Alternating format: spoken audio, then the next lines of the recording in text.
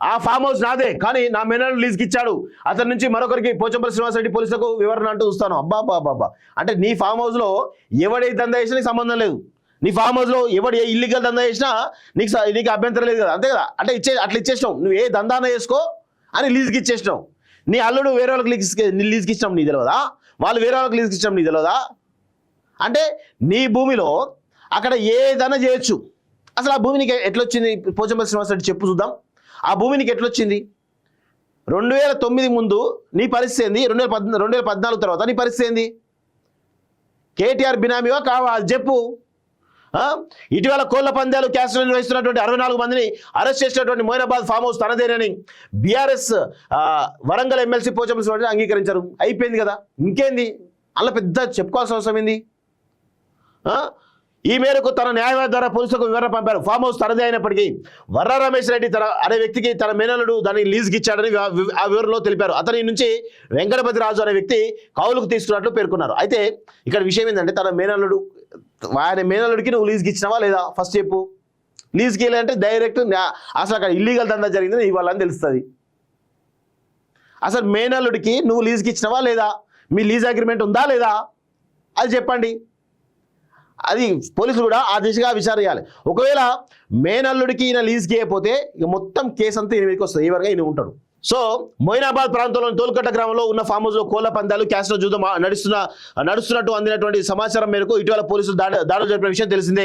ఈ క్రమంలో కోళ్ల పందాలు క్యాసినో ఆడుతున్నటువంటి 64 మందిని పోలీసులు అరెస్ట్ చేశారు. వీరి నుంచి పందెం కోళ్లకు కాళ్ళ కట్టే 46 కత్తులు, 84 పందెం కోళ్లను స్వాధీనం తెలుసుకున్నారు. దాంతోపాటు ₹1 కోటి పైగా విలువ చేసే క్యాసినో కాయిన్లు, కార్డులు, పేక ముక్కలను సీజ్ చేశారు. 55 లగ్జరీ కార్లు, 64 స్మార్ట్ ఫోన్లను కూడా స్వాధీనం చేసుకున్నారు. జూదం ఆడుతూ పట్టుబడ్డ వారి నుంచి 30,59,626 స్వాధీనం చేసుకున్నారు. సో ఈ విధంగా అంటే ఇవన్నీ చేస్తున్నాడు కదా, మరి ఎందుకే మరి ఆంధ్రాకు పోయి చంద్రబాబు తోడు లోకేష్ తోడు చెప్పిద్దామని ప్లాన్లో ఉన్నారట వీళ్ళంతా. ఈ ఫామ్ హౌస్ సంబంధించిన కేసును నీరుగార్చడానికి లోకేష్ను కలిశారా లేదా తెలియదు, కానీ మొత్తానికి అయితే ఆ ప్రయత్నాలు జరుగుతూ ఉన్నాయి. లోకేష్ తోటి మొత్తానికైతే సీఎం రేవంత్ రెడ్డి ఫోన్ చేయించి ఈ కేసు నీరుగార్చే ప్రయత్నం చేసే అవకాశం ఉన్నట్టుగా చెప్తా ఉన్నారు. సో అది ఎంతవరకు నిజమా అబద్ధం అనేది తెలియాల్సిన అవసరం అయితే ఉంది. కొన్ని రోజులు అయితే కేసు నీరుగారిస్తే తెలుస్తుంది అన్ని విషయాలు.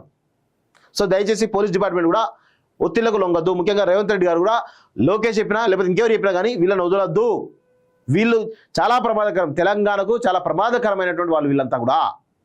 తెలంగాణ పేరిట ఈరోజు లక్షలాది మంది ఉద్యమకారులు తమ జీవితాలను త్యాగం చేస్తే, వేలాది మంది అమరవీరులు తమ ప్రాణాలను పోగొట్టుకుంటే ఇలాంటివి దోపిడీదారులు వచ్చి తెలంగాణను ఏలుతా ఉన్నారు. అసలు పోచంపల్లి శ్రీనివాసరెడ్డికి తెలంగాణకి ఏం సంబంధం? జోగినిపల్లి సంతోష్రావుకు తెలంగాణకి ఏం సంబంధం? వీళ్ళిద్దరు ఎవరు? వీళ్ళిద్దరు ₹1,000 కోట్ల ఎట్లా వచ్చినాయి? గత 10 ఏళ్ల ప్రభుత్వంలో వీళ్ళు దోచుకున్నంత ఎవరు దోచుకోలేదు. వీళ్ళు ఎందుకు వదిలిపెట్టాలి మనం? వీళ్ళని తెలంగాణ ద్రోహులుగా చిత్రీకరించారు తెలంగాణ సమాజం అంతా కూడా. అసలు వీళ్ళను ఎంత దారుణంగా అంటే వీళ్ళు చేసినటువంటి వ్యవహారం వల్ల ఈరోజు అనేక మంది ఉద్యమకారులు అసలు తెలంగాణ సోయి వీళ్ళకు ఉంటుంది? అసలు ఎప్పుడైనా ఉందా తెలంగాణ సోయి? దోపిడీ చేసే సోయి తప్ప ఏది ఉండదు. అందుకే కేటీఆర్ అనేటువంటి అమరుల స్తూపం ముందు బహిరంగంగా ఏం చేయాలో అది చేయాలని వాడు ఏవటి దరిద్రాలని తెలంగాణకి వాడు ఒక్కడు లేకపోతే ఈ తెలంగాణ మంచిగా ఉండేది. వాడు చేసేట్టు దరిద్రాలు ఇవన్నీ.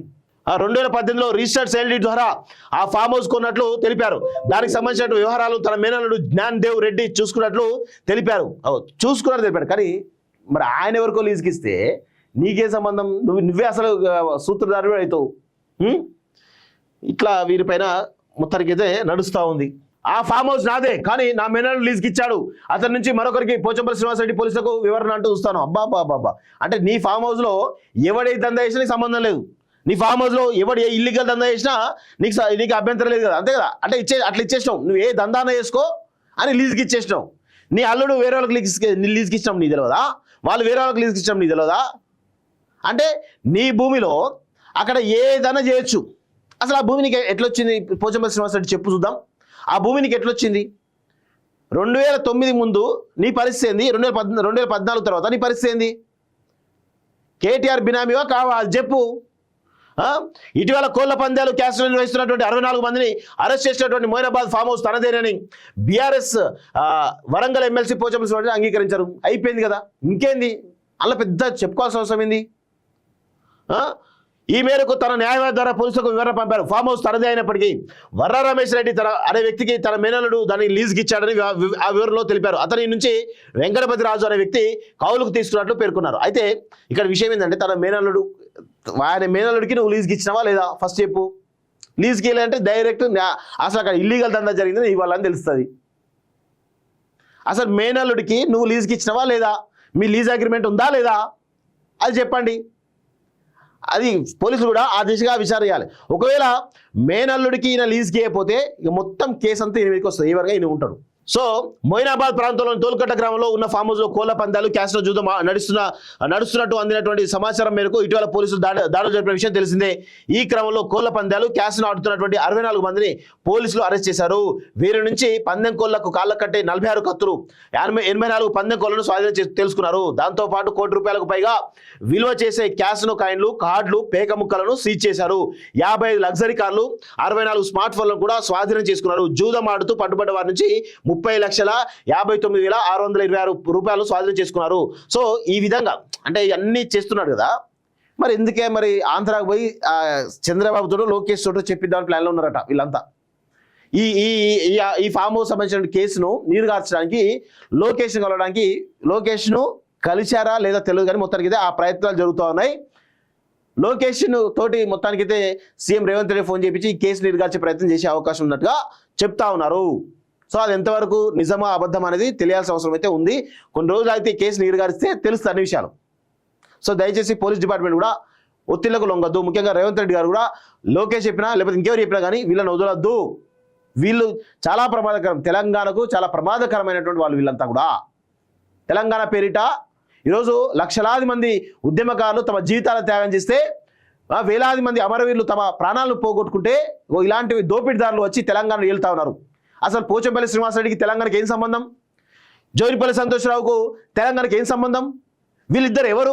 వీళ్ళిద్దరు ₹1,000 కోట్ల ఎట్లా వచ్చినాయి? గత 10 ఏళ్ల ప్రభుత్వంలో వీళ్ళు దోచుకున్నంత ఎవరు దోచుకోలేదు. వీళ్ళు ఎందుకు వదిలిపెట్టాలి మనం? వీళ్ళని తెలంగాణ ద్రోహులుగా చిత్రీకరించారు తెలంగాణ సమాజం అంతా కూడా.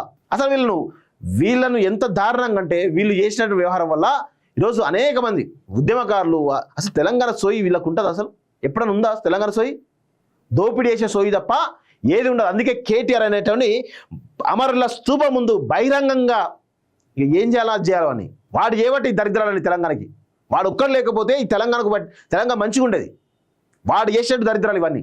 2018లో రిజిస్టర్డ్ సేల్ డీడ్ ద్వారా ఆ ఫామ్ హౌస్ కొన్నట్లు తెలిపారు. దానికి సంబంధించిన వ్యవహారాలు తన మేనల్లుడు జ్ఞాన్ దేవ్ రెడ్డి చూసుకున్నారు తెలిపారు. కానీ మరి ఆయన ఎవరికో లీజుకి ఇస్తే నీకే సంబంధం? నువ్వే అసలు సూత్రధారుడు అవుతావు. ఇట్లా వీరిపైన మొత్తానికైతే నడుస్తూ ఉంది.